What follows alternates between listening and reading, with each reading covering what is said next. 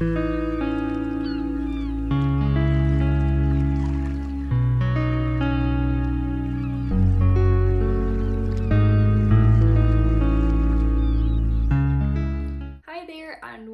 to episode 2 of the MadebyJo crafting podcast. My name is Jo.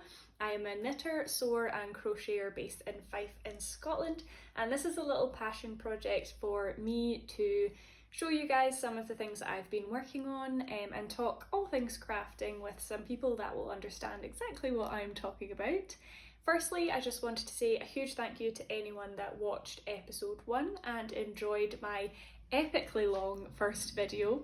I had some really lovely comments about how it went, and I was really pleased with the video as a whole, so thank you very much if you watched and battled your way through all 80 minutes or so of that podcast.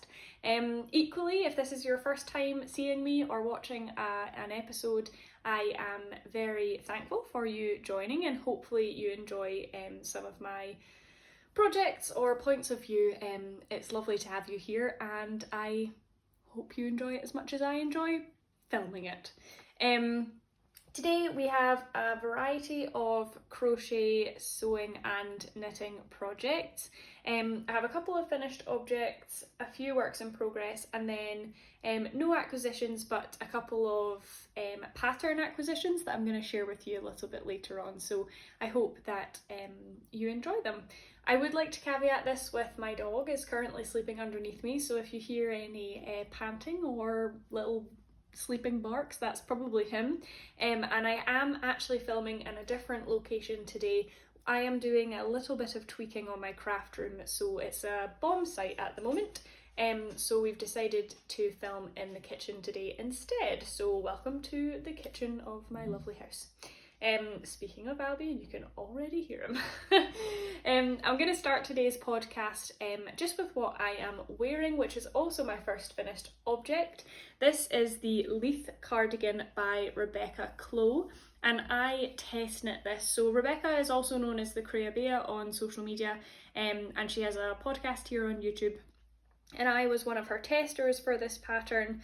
The reason I filmed today and wanted to release this video today is that the leith actually goes live today, the 1st of September, so you can get access to this pattern now on Ravelry. I will leave my own Ravelry link below, which will have the project page for this with the pattern, but I'll also try and leave the pattern link below as well.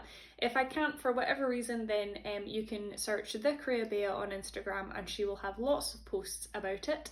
And also, just a quick tip, every other pattern that she's launched, she's done a little introductory discount code, so if you're watching this video and it only went live a couple of days ago, you might still be able to access the discount code for the pattern.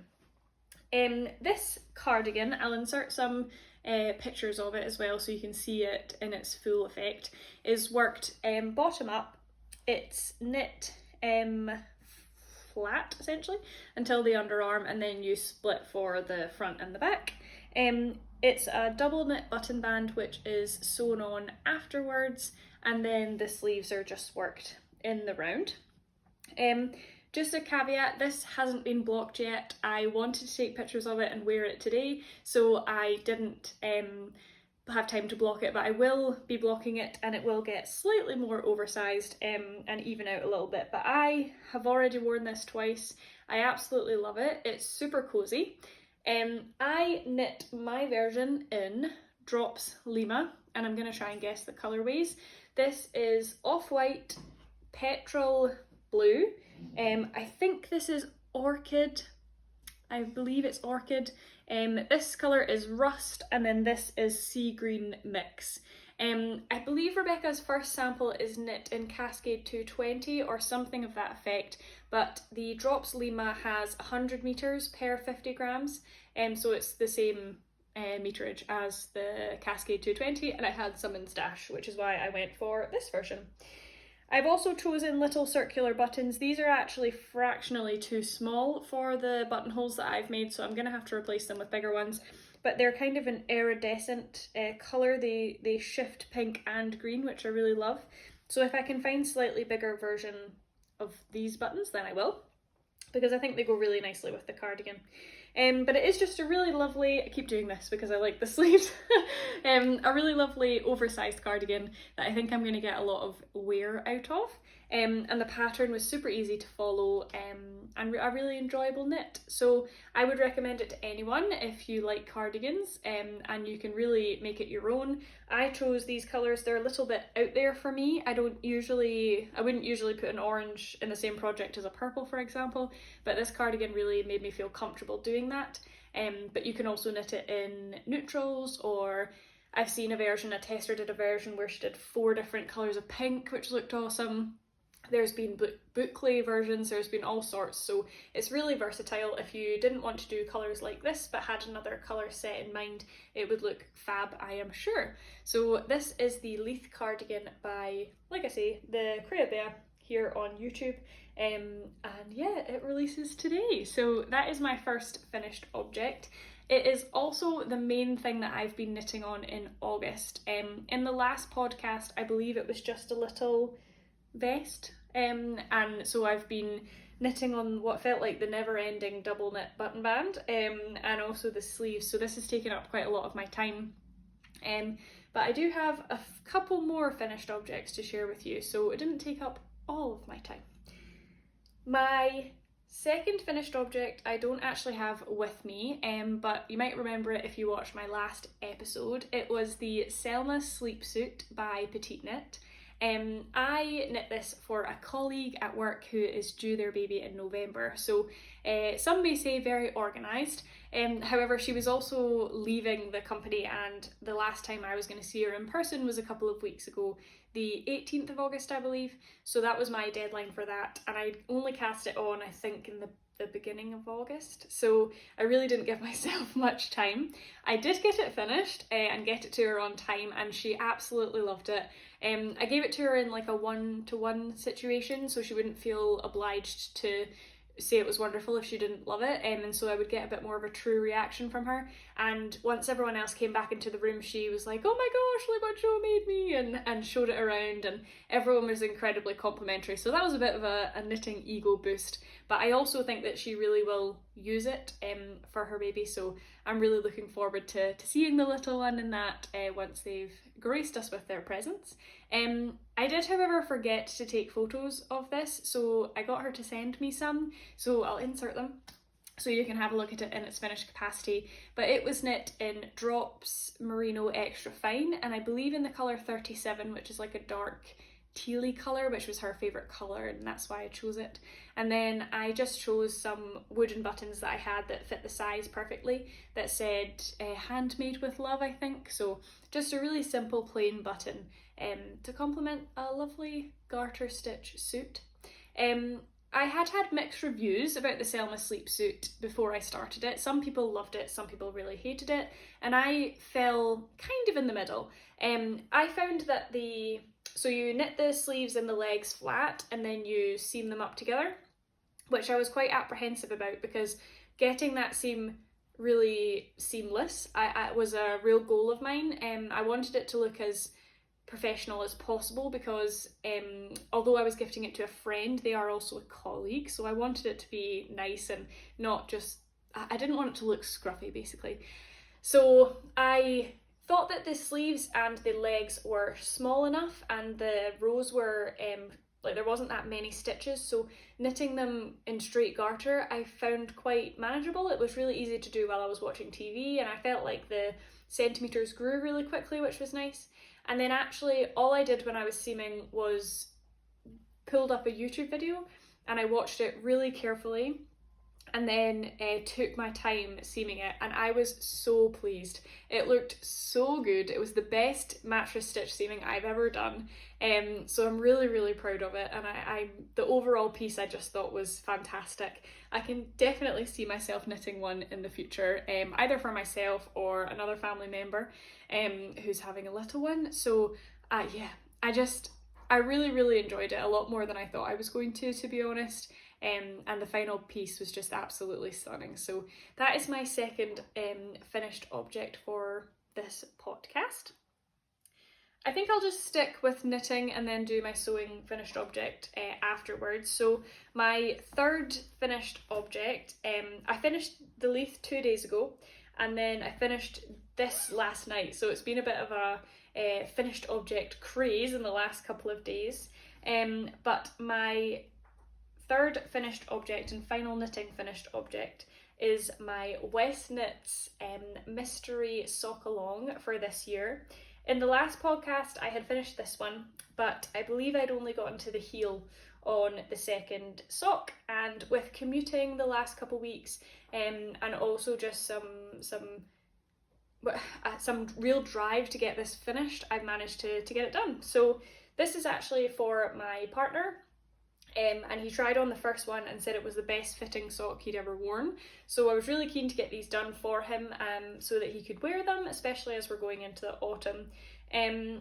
I mentioned in the last time, so I'm not going to go through it in too much detail, but I enjoyed the majority of the West Knits sock. I'll just show you what it looks like in case you didn't watch the first one.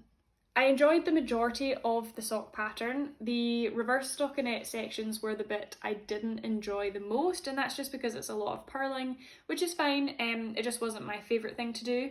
But I absolutely loved the heel. This is a slip stitch heel, and it was also the first time I did a heel flap and gusset, so I'm really pleased that I was able to do it, and it doesn't seem to have any holes.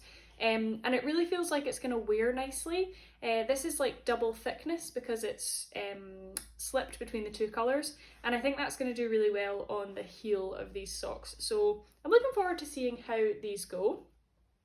I cannot remember the colours. All I can remember is that the darker colour is called Bellatrix, but I can't remember who dyed it.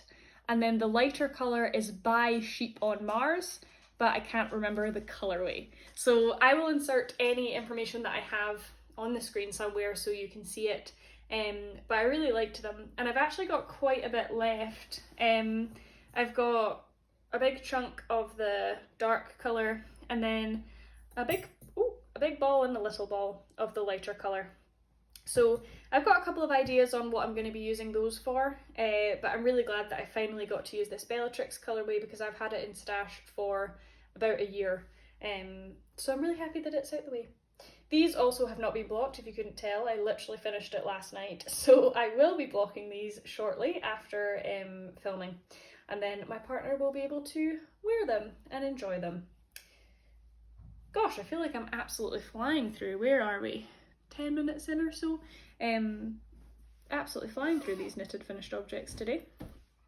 That's because I don't want it to be an 80-minute video again, so I hope that the slightly faster pace is not so bad for you guys. Okay, my final finished object for this month and is a sewing one, should I say, and it has a little bit of a backstory. I decided I wanted to sew after the last podcast because I was really inspired having sat and talked to you guys about all the things I've done in the past and all the things I wanted to work on. So what I did was went through some of my fabric, actually put it away instead of having it just sitting in the boxes that we moved here in, and I found some of my absolute gems that I'd forgotten I had or had a small scrap of. And one of the things I found was a Tula pink acrylic template set that I had bought when I was making quilts right at the beginning of my sewing journey, that I had never used. And what I decided to do was make a hexagon pillow. So I picked the biggest hexagon and I cut out 42 what I thought were hexagons at the time, in all of my favourite fabrics, in some of my really rare fabrics, things that I'd had in stash for two-ish years now and had never cut into, and I cut them into these hexagons with the idea that I was going to make a beautiful hexagon pillow that would sit on the sofa in my craft room. I got all excited, cut everything out, I ironed everything, I went round every single edge and put a 1/4 inch seam allowance on it. I really took my time because I wanted this to be perfect. And then just as I was about to sew, YouTube videoed how to sew hexagons together to make sure I would get it right. And I was watching this video and I thought, those shapes don't look like my shapes.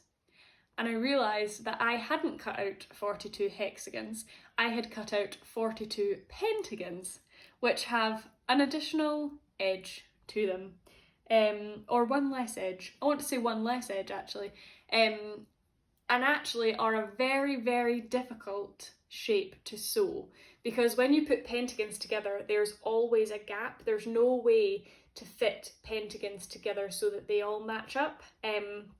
So you'd have to fill it in with triangles or diamonds to make it one big square, which is what I wanted to do to make a pillow. So then I go into blind panic and think I've just wasted so much time doing all of this, but also so many of my really unique or precious, not expensive, precious fabrics, and I can't use them. So I started Googling what can you do with fabric pentagons, and the only thing that I saw was an English paper piece flower wall hanging. Now I've never English paper pieced, and I have no interest in hand sewing a quilt together. I am in awe of anyone that can and that does, but that's just not something that I would enjoy. So I was thinking, how can I sew a flower shape like that? And basically, to bring together my clumsy story, I ended up sewing 2 tiny cushions. So this is kind of the shape that the wall hanging was in, but I have made 2 sets of it and then stuffed them and sewn them together. So I ended up with these 2 cushions. So this is the first one. This one is slightly spikier because I just followed the exact seams that I'd been using, and then I decided to try and make it a little bit more floral for the next one, that I would make a round one. So these are for my craft room. I decided that in the craft room I want it to be fun and vibrant and bright. All of my furniture is white so that the things that I craft and my yarn and stuff really shines in the space. So I wanted to add to the sofa by making originally the hexagon cushion, but now these little guys. So this is the first one I did, like I said. I decided to choose some of my fun fabrics that I have never used before. Some of them are Tula Pink. This one actually glows in the dark and it matches my notions pouch that I use on an everyday basis. So it's got some nice things attached to it. And then on the back I just used some of the more basic-y plain ones that I didn't really want to be seen all the time. So that is the first one. And then the second one, the majority of this one is Tula Pink fabric. We've got a sewing machine on there. This has got a little like Nessie, Scottish Nessie on it. And then yeah, just some other pretty patterns that I liked. And then the back again is just more plain ones. So were these meant to be like this? No. Are they perfect? No. But I really like them, and I think it was a good way to make use of the pentagons that I had cut out. This isn't all of them, believe it or not, if you can do maths on how many are here. So I've got enough to do another 1.5 flowers, so I'm going to cut out 6 more pentagons to make 2 more of these. I'm going to have 2 of these round ones and 2 of the spiky ones, and I just think they'll be really cute on the sofa, just as like an additional accessory in the room. So I think I made good on a bad situation, and these are my sewing finished object for this month or this podcast episode. So yeah, that is my finished object, and we will now move on to whips. So like I said, between this leith and the Selma sleepsuit, I really haven't been working on that much else this month, just because these had deadlines. And other than the next whip that I'm about to show you, I haven't really had any other time to work on things, other than the occasional additional stripe here or there.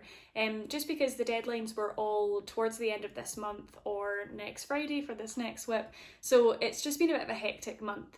It's actually led me to have a think about test knitting. I test knit this leith a bit on a whim. I really wanted to when I saw the pattern, and then midway through the first few weeks of this test was the ask came to do the next whip, which I'm going to show you, which meant that I was working on 2 test knits at the same time, and then also kind of had my own deadlines for the Selma sleepsuit, which meant I really didn't have time to work on anything else, and I found that quite demotivating.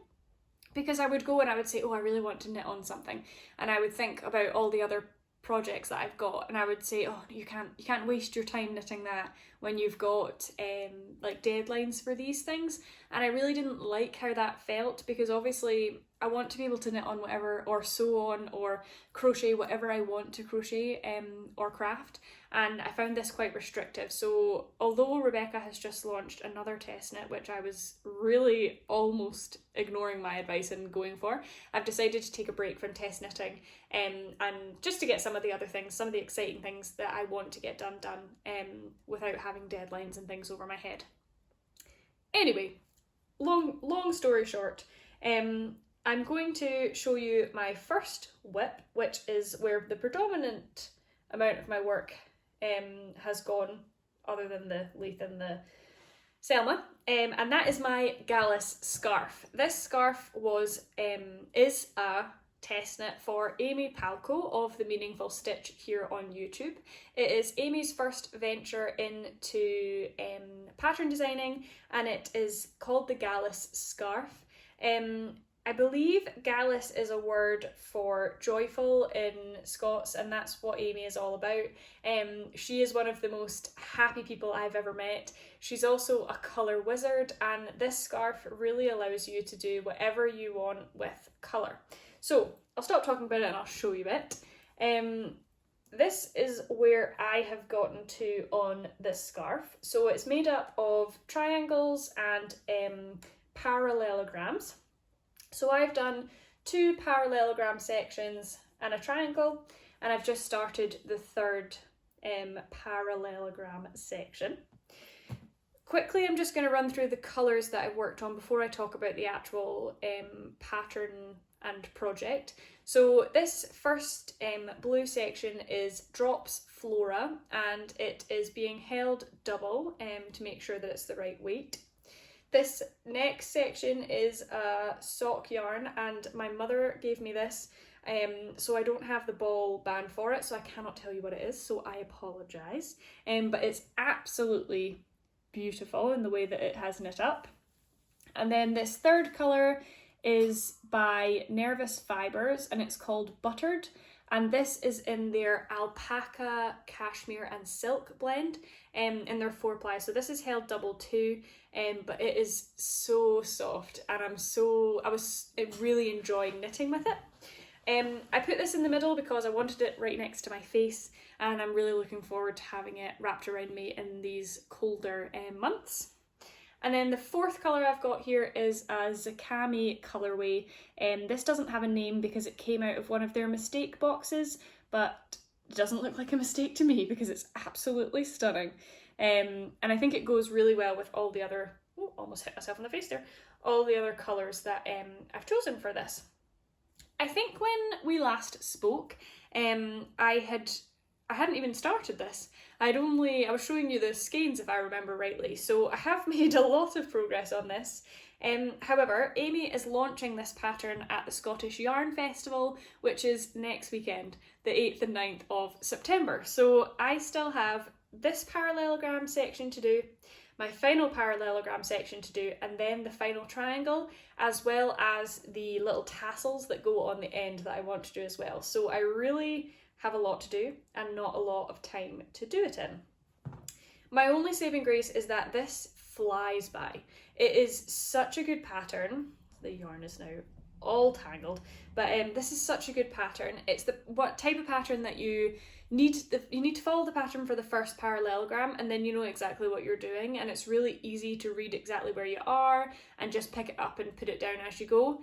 It's all garter, so it's all knitting, and you only have to really think about the short row sections, which you do, well, the whole thing is short rows, but you don't really have to think about it that much. So I have been doing this while I've been watching TV, and I found it super enjoyable. And like I say, it flies by. So I'm not worried as of yet about the amount I've got left to do, but if this weekend goes by and I haven't got at least the 2 parallelogram sections done, then I will start to worry, because I don't really want it to be finishing it on the way to Perth, for example. I'd rather have it done so that I can enjoy it and show it off with the rest of the Knit Night ladies that are testing this for Amy. So this is my Gallus. It is the last of the test knits for me for a while, and I just absolutely love it. And I think it's going to be a beautiful scarf as we go into the autumn months. So that is whip number 1 for today. I'm going to switch it up, I think, and go on to a sewing whip now before heading back to knitting, if my bag isn't going to fall over. There we go. And it's a bit of an unusual one, to be perfectly honest. This is it. I'll give you a little sneaky preview. Maybe pop into the comments and say what you think this is, just from this tiny preview of it. But I don't know if any of you will have heard of this shop. I'm sure you will have. It is called the New Craft House in London. They have a physical shop, but I've never been because I obviously don't live there. So I order from them online. And one of the things that the New Craft House did earlier this year, I think it was in April, is that they ran bra kits. So I decided that I am not an underwire girl at all. I really struggle with underwire and traditional bras, so I wear sports bras or comfortable bralettes, and I thought, what way can I try a new type of underwear, or try and find underwear that's a little bit nicer than the stuff I'm currently wearing? And I thought, why not? You can sew, why not you give it a go and see if you can make it?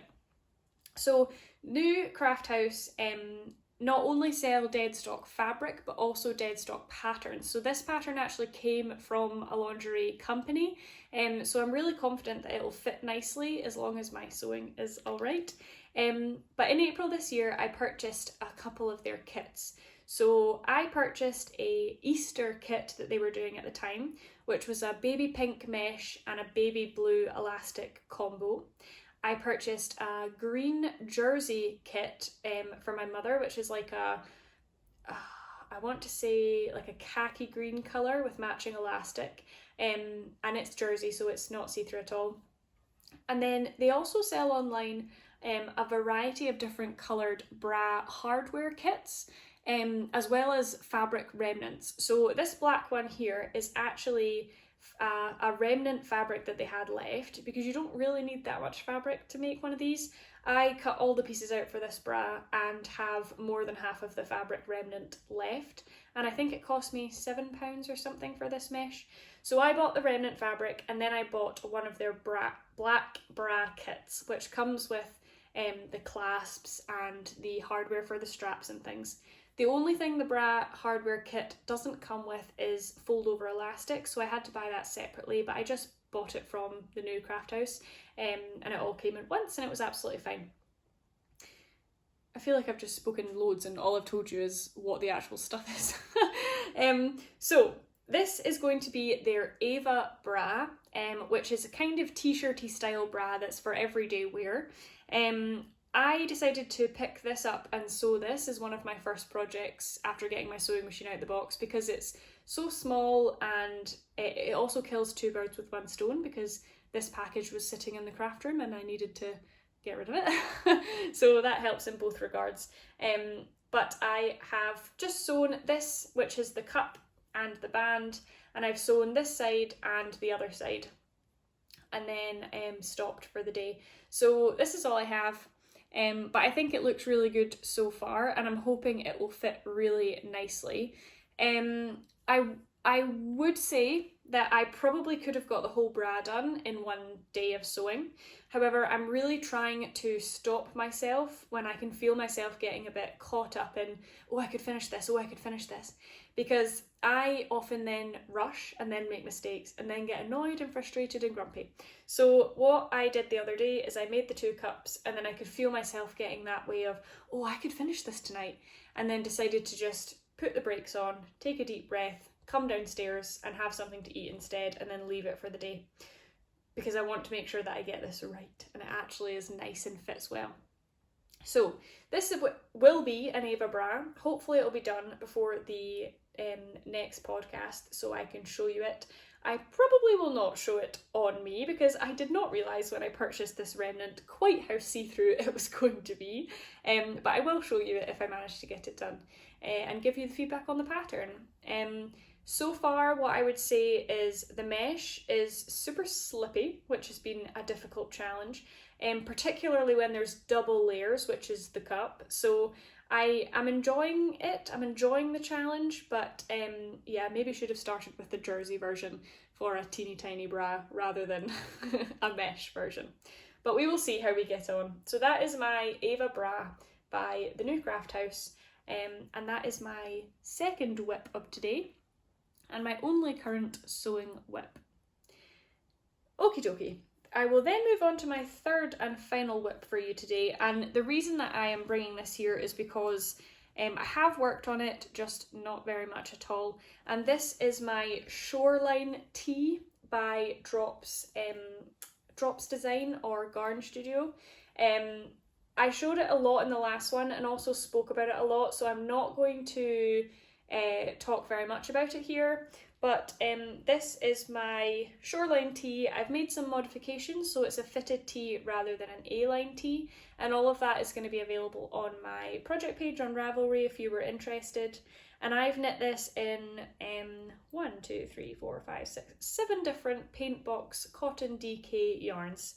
I mentioned in the last podcast that I wanted to get this done ahead of summer being over. And as this podcast is going out on the 1st of September and I have not finished it, I'm not sure I've quite reached my goal. However, I did try this on today and took a wee video of me in it in the sunshine so you guys could see what it looks like, and it sits just under my bust basically. So I've only got a few more stripes to do and I really just need to knuckle down and get this done. Now that this is cast off, the MKAL socks are cast off, and my gallus will hopefully soon be cast off, I will have time to complete this. I just feel like I haven't really had the brain space to give it the time and energy that it deserves. So hopefully this will be done by the next time we speak. I am intending on it to be done, and now that I have all of my deadlines done, I really hope I can reach that goal this time, because I would like to wear it before it gets rainy and cold. And I can already feel the air changing as I went outside today and it was pretty chilly in the wind. So yeah, this is my Shoreline tee. I do think it's going to be fabulous. It might just be something that I wear a lot more next summer rather than this summer. But that is all my whips for today. Like I said, majority of my time was spent on the leith, the Selma and the gallus, so I don't have quite as many active whips. I say that knowing I've got a basket in my living room that has 2 cardigans in it and a pair of socks that are sitting there that I really want to work on, but I just haven't had time to. So I'm trying to give myself time to have a deep breath and realise that actually this is my hobby, this is something I do for fun. So if they sit there for 2 months, they sit there for 2 months. If I don't get to them until January, then that's absolutely fine, because actually it's just something that I enjoy knitting and working on.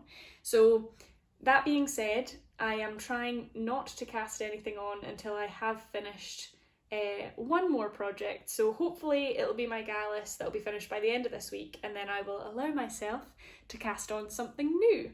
Which leads us nicely into my what's up next section. So I'm just gonna pop off for 2 seconds, it'll be a millisecond for you guys, to grab up my laptop, because I have been purchasing not yarn but patterns that I want to share with you guys. So let me just grab my laptop and I will be back in 2 seconds.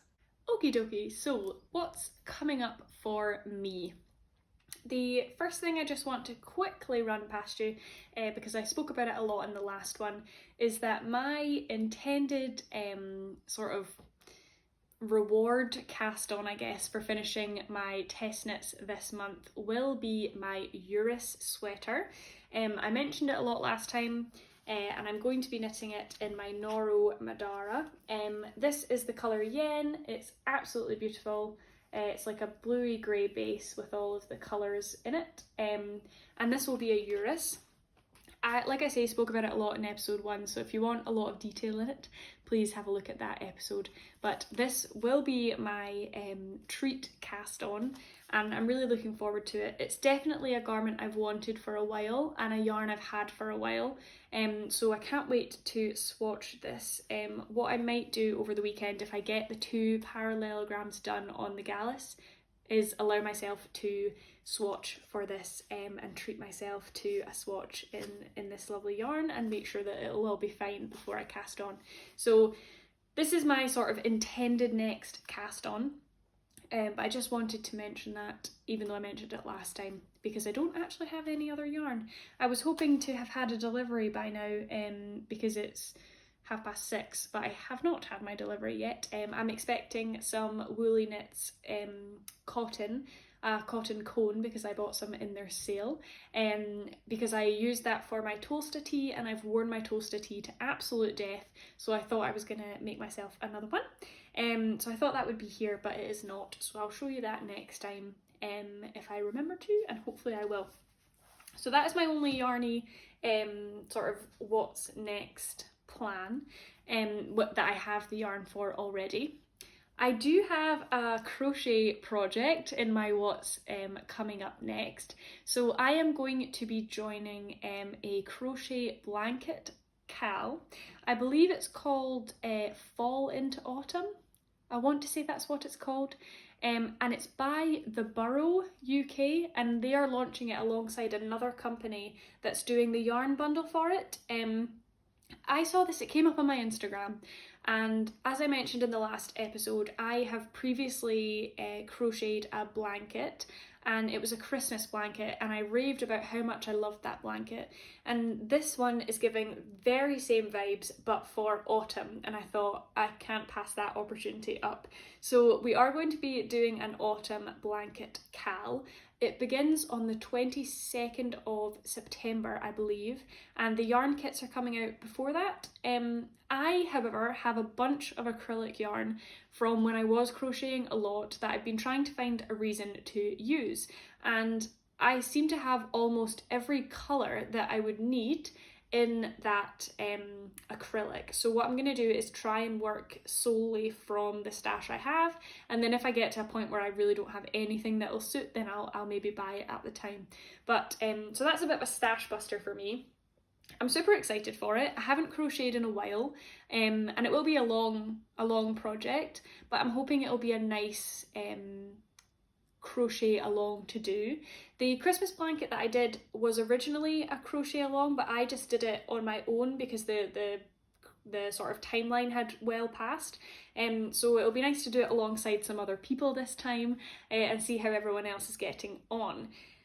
So I'm really looking forward to that, actually, and I can't wait to have it. I know it will probably be the end of autumn by the time it's finished, but it'll be great to have next year and snuggle up under a nice knitted blanket that'll go really well with the house. So that is my crochet sort of thing on the horizon that I know I will be taking part in. So I've got my Eurus, which I'll be casting on, and my crochet blanket, and then I think I'm just going to be working on a couple of outstanding whips or maybe some presents in the next wee while.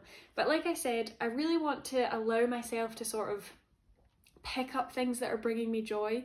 So if I cast on my Eurus and that's bringing me joy, fab. But if I cast it on and maybe I've worked a sleeve or something and then I need a bit of a break, I want to allow myself to work on something else, while also kind of reducing the amount of whips I have. So I've got a couple of goals. But yeah, so that was very off piece, just went straight off the plan to talk to you about that. Apologies. But what I did want to talk to you about is I've been on a bit of a pattern buying frenzy. I don't know if you've noticed, but a lot of crocheters and knitters have been doing pattern sales this summer, and I really, there had been a couple of designers that I'd had my eye on that I decided to buy from for the first time.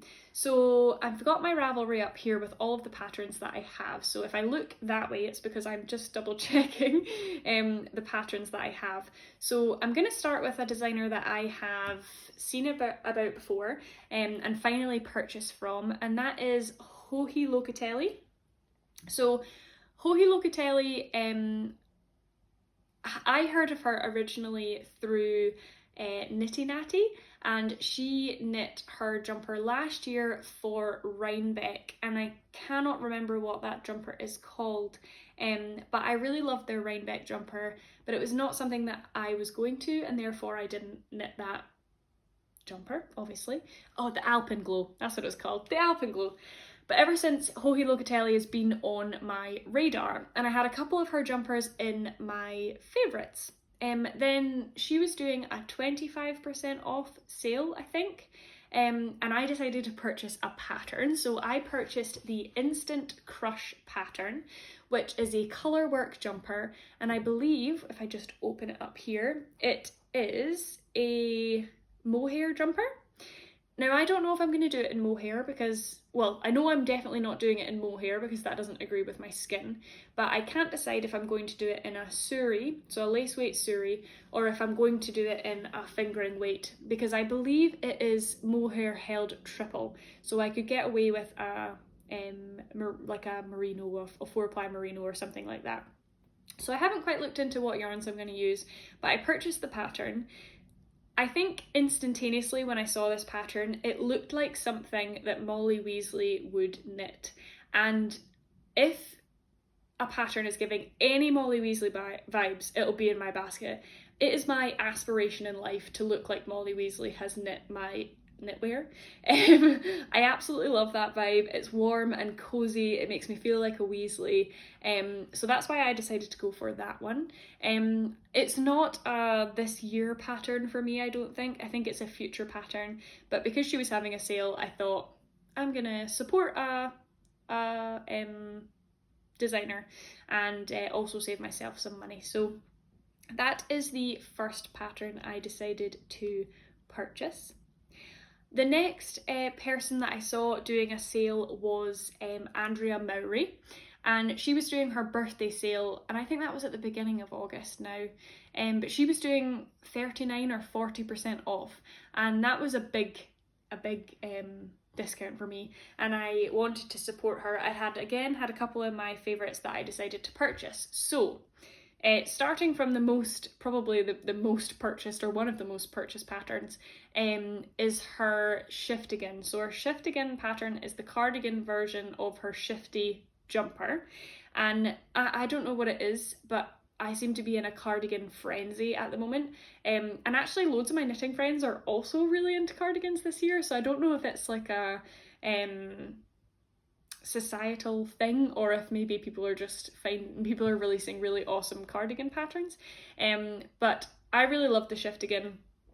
I don't think I'll buy a spin cycle because I don't have £1 million, but I think I'll find something very similar to make my Shiftigan. Again, I'll insert a photo of the Shiftigan here, and again, it's not a right now pattern. I don't think any of these are a right now pattern, but there are things that I had in my basket that I thought, why would you not buy if you had a sale? The second Andrea Mowry pattern that I bought was the Stria cardigan. So it's a striped oversized cardigan. It's really quite simple, to be perfectly honest. I'll insert a photo, but I just really liked it. I thought it was awesome. I now know that Rebecca Clow from the Creabea is also making a pattern very similar for her Advent pattern for this year that she donates the money to charity for. So I think I will probably buy that one as well and probably make that one first. But the Stria cardigan I thought was really pretty, so I also purchased that. And then the final Andrea Mowry pattern that I purchased was the Traveller hoodie.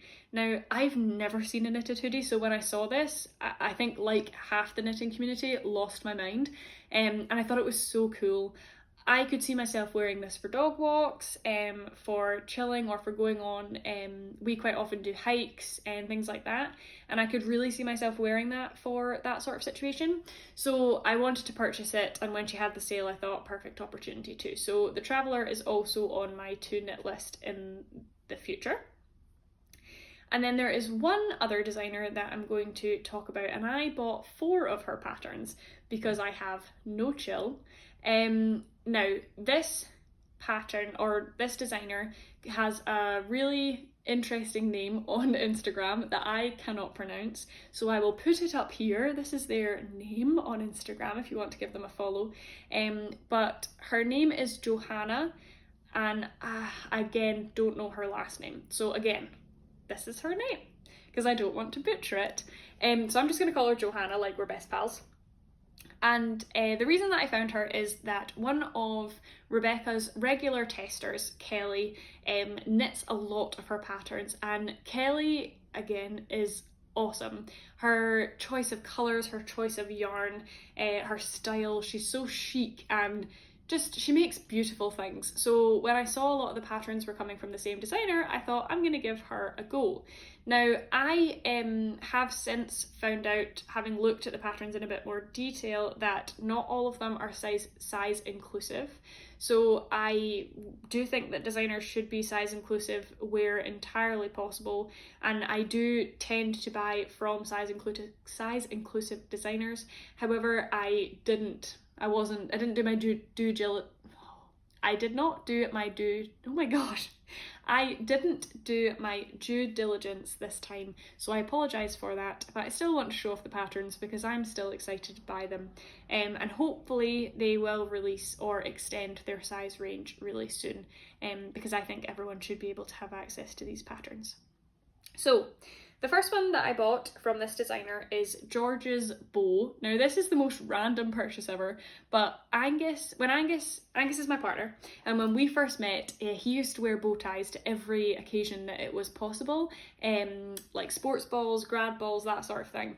And I absolutely loved buying him bow ties, and it became a thing that I would buy him one for Christmas and for his birthday.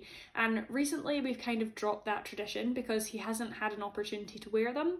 But then I saw this and I just thought, knitting is such a big part of my life that I wanted to celebrate that by making him a knitted bow tie.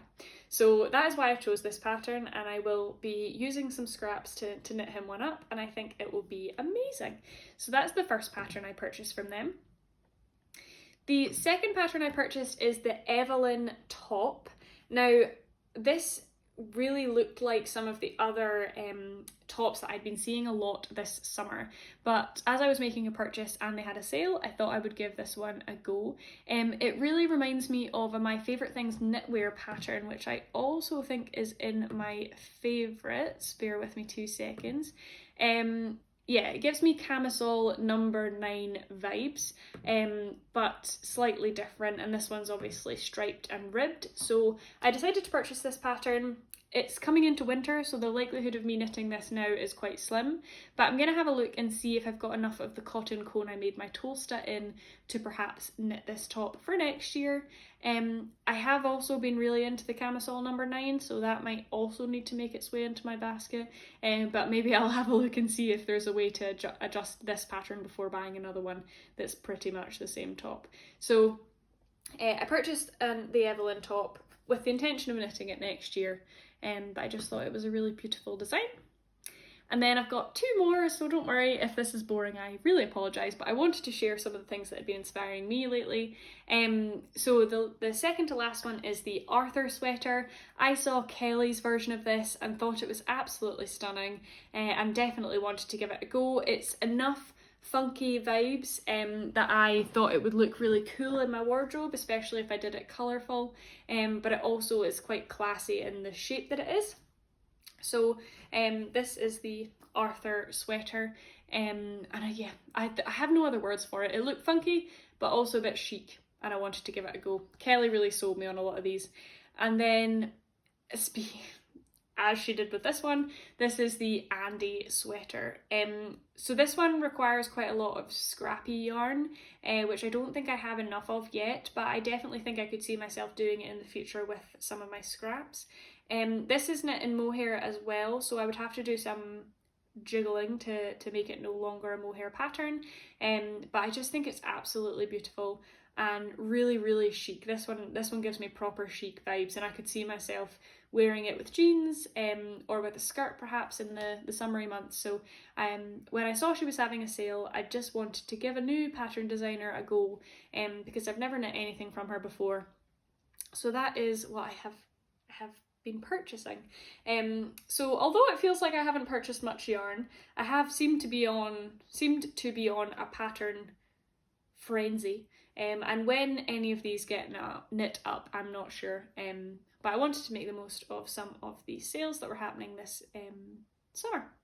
So they are all on my future knitting list. I hope today has been interesting. It is going to be slightly shorter than the previous one, but I don't think that's a bad thing. And hopefully I will have a little bit more, maybe not as much of each thing finished, but hopefully a bit more variety in the next one, now that test knitting season will be over for me. I have really enjoyed filming this today. I hope you have enjoyed watching it. I would love to hear if you enjoyed it in the comments, and just have a little conversation with you. As always, you can reach out to me on Instagram. I'm at designs.madebyjo on Instagram, and I would love to meet any new knitting friends. And yeah, it would be nice to have you come and hang out with me. So thank you so much for joining. I'll leave you to enjoy the rest of your day. Remember, the Leith cardigan is launching today. If you want to have a go, the link will be in the description below for this wonderful pattern. And I will speak to you next time. I've actually just remembered something in the middle of this outro, and that it is the Scottish Yarn Festival next weekend. I mentioned it briefly when I was talking about the Gallus. The Scottish Yarn Festival is happening in Perth. It's just a rebrand of the Perth Yarn Festival, and it is happening next weekend, the 8th and 9th of September. So although I didn't have much yarn this time, you can rest assured that I will have yarn next time. I have intentions of buying a sweater's quantity, because last year I went and I bought about 7 individual skeins that I've only just started using as part of my Gallus. So my intention is to have sweaters quantities, so I will show you them next time, as well as anything else that I pick up along the way, because this Monday, so in 4 days time, Knit Night is also doing a yarn swap. So I have an entire bag of yarn that's either being donated to the local hospital, or it is going to be swapped with some of the lovely Knit Night ladies. So next time I might have a whole host of goodies between the yarn swap and Scottish Yarn Festival haul. So I look forward to that. And that's really why I've been saving my pennies for this month, to try and make sure I can afford all of the lovely things that I will want to purchase as part of the Scottish Yarn Festival. So I won't redo my whole outro. I just completely forgot that was happening. If any of you are going to be there, I would love to chat to you. Please feel free to come and say hi. It would be nice to see you. Otherwise, I hope you enjoy crafting as we transition from summer into autumn, and I will catch up with you in about 3 weeks' time for episode 3. Have a lovely day. Bye.